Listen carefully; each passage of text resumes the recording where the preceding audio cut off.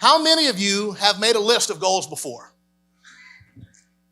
If you make a list of your goals and you don't review them every single day, it's like you're putting your goals next to your box. The problem is you reach in your box and you grab what your dad put in there 30 years ago. You've got to review it every single day. This is how you carve the new neural pathways. And it will take a few weeks. But these will become the contents of your box. And now when you start reaching in that box every day to make decisions, guess what? You reach in what you put in this morning, the expectation that you put in this morning, not something somebody else put in there 20 or 30 years ago. This is how you change permanently the contents of your box.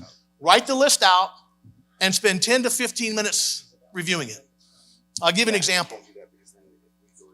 The first thing on my list was that I wanted to be an awesome father to my son. I review it every single day. 7 years later, I get out of prison. My son's 10 years old. And I got custody of him. His mother was having some problems.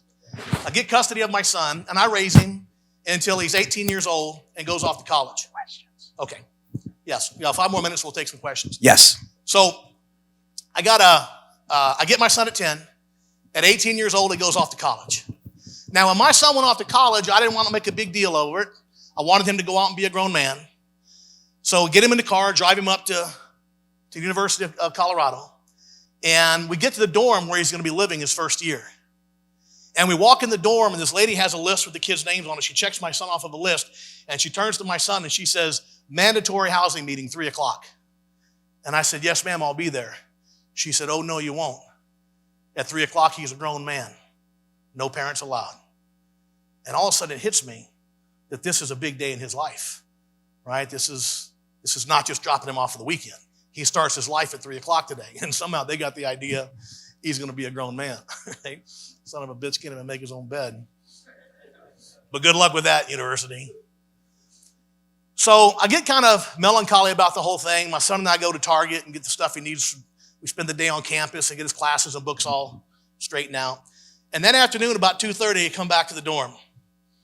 And I get out of the driver's side. My son gets out. He's getting a few things out of the back of the car. And I walk around the back of the car, and I'm just looking at my son, this 18-year-old, who became a man somehow. I'm not even sure when or how it happened. But I'm just sitting there looking at him. I'm filled with love and pride and just gratitude. He had been through so many rough things. My son was molested by a family member when I was in prison.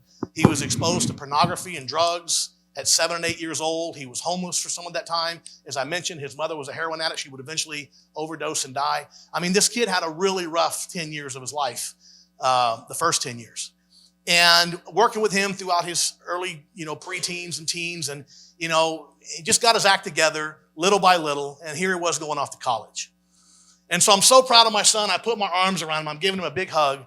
And I said, son, my greatest dream for you is that one day you will have a son that you love the way that I love you. Because that's the only way you're going to understand what it feels like to be your dad. And of course, he was 18 years old at the time. There's kids all over the parking lot. He's like, Dad, what is the matter with you today? Oh, were you dying? I'm like, no, son, everything's right as rain. I said, but 15 years ago, when your grandfather died, I made a promise that I would be the father you deserved. And I feel like somehow you and I made it. We made this together. And I put my hands on his shoulders and I said, son, words cannot even describe how much I love you and how proud I am of the man that you've become. And my 18-year-old son looks at me dead in the eye. He reaches up, he takes my arms and puts them down by my side. And then he puts his hands on my shoulders and leans into me and looks me dead in the eye and says, you know what, Dad? I'm proud of the man you finally became. And that moment with my son was beyond perfection. But the most amazing part about it was the way it felt there with my son was the same way it felt 15 years earlier when I was pretending in a prison cell. That's what Napoleon Hill meant by imagine yourself already in possession of these things. You've got to get so deeply emotionally committed to your dreams, the things you want for you and your family. And that's why you have to review it every single day. Do you like the content? Well, if you want the rest of this session, you need to sign up for Bradley On Demand, the world's best virtual training platform in the entire automotive industry. with some of the top speakers, salespeople, and trainers, and over 5,000 training modules. You will sell more cars, more often, and more profitably.